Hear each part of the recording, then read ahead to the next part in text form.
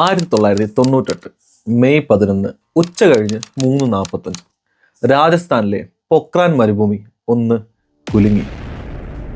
ആ ഒരു കുലുക്കം വെറുമൊരു ഭൂകമ്പം ആയിരുന്നില്ല, മറിച്ച് ഇന്ത്യ ഒരു ആണവ ശക്തിയായി എന്ന് ലോകത്തോട് പ്രഖ്യാപിക്കുകയായിരുന്നു. അമേരിക്കയുടെ ചാരക്കണ്ണുകളെ പോലും വെട്ടിച്ച് ഇന്ത്യ നടത്തിയ അതീവ രഹസ്യമായ ആ ഓപ്പറേഷന്റെ കഥ അത് ഒരു ഒന്നൊന്നര കഥയാണ്. അമേരിക്കയുടെ CIA ഉപഗ്രഹങ്ങൾ പൊക്രാനെ 24 മണിക്കൂറും നിരീക്ഷിക്കുന്നുണ്ടായിരുന്നു. അവരെ തോൽപ്പിക്കാൻ വേണ്ടി ഇന്ത്യൻ സൈന്യവും സയന്റിസ്റ്റും ഒരു വഴി കണ്ടെത്തി. എങ്ങനെയാണ് നമ്മൾ അമേരിക്കയുടെ സ്പൈ സാറ്റലൈറ്റിനെ പറ്റിച്ചത്? ഇന്ത്യൻ സയന്റിസ്റ്റുകൾ ഈ സ്പൈ സാറ്റലൈറ്റിന്റെ ഭ്രമണപഥം പഠിച്ചു. എന്നിട്ട് പൊക്രാന് മുകളിലില്ലാത്ത 10 തൊട്ട് 15 മിനിറ്റിൽ മാത്രം ജോലി, അതും രാത്രിയിൽ. സാറ്റലൈറ്റ് പൊക്രാന് മുകളിൽ വരുമ്പോൾ ഇവർ ഈ വർക്കിന് വേണ്ടി യൂസ് ചെയ്ത വാഹനങ്ങളെല്ലാം പഴയ പോലെ തന്നെ പഴയ സ്ഥലത്ത് പാർക്ക് ചെയ്യും. മണ്ണ് മാറ്റുമ്പോൾ പോലും കാറ്റിന്റെ ദിശ നോക്കി മണൽക്കൂനകളെ പോലെ കൂട്ടിയിട്ട്. CIAക്ക് ഈ സ്പൈ സാറ്റലൈറ്റിൽ നിന്ന് വരുന്ന ചിത്രങ്ങൾ നോക്കിയാൽ മണൽക്കാറ്റിൽ രൂപപ്പെടുന്ന മൺകൂനകളാണെന്ന് തോന്നുമായിരുന്നു. പോരാത്തതിന് അവിടെ വർക്ക് ചെയ്ത എല്ലാ സയന്റിസ്റ്റുകളും അവിടെ സൈനിക വേഷത്തിലായിരുന്നു ജോലി ചെയ്തുകൊണ്ടിരുന്നത്.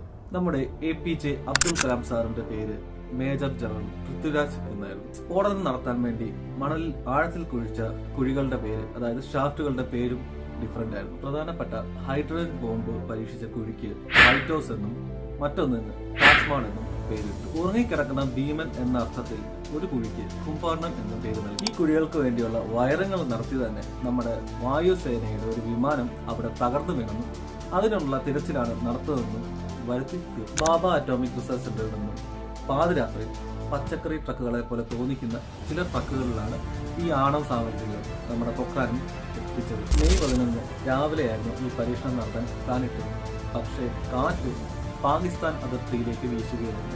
റേഡിയേഷൻ അയൽ രാജ്യത്തിലേക്ക് പോയാൽ അത് പിന്നെ അന്താരാഷ്ട്ര തലത്തിൽ വലിയ പ്രശ്നമാകും.